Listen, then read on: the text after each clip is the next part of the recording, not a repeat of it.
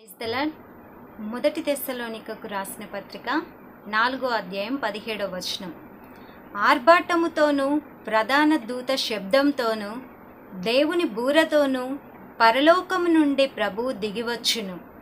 క్రీస్తునందుండి మృతులైన వారు మొదట లేతురు.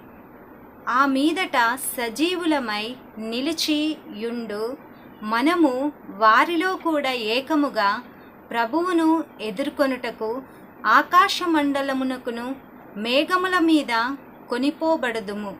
కాగా మనము సదాకాలము ప్రభువులో కూడా ఉందుము.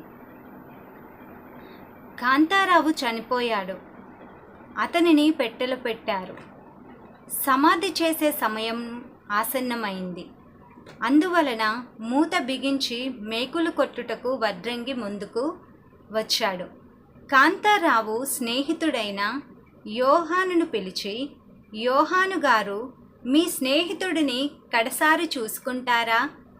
నేను పైచెక్క బిగిస్తున్నాను అన్నాడు. అందుకు యోహాను, అక్కరలేదు, నేను అతనిని మరలా చూస్తాను అన్నాడు.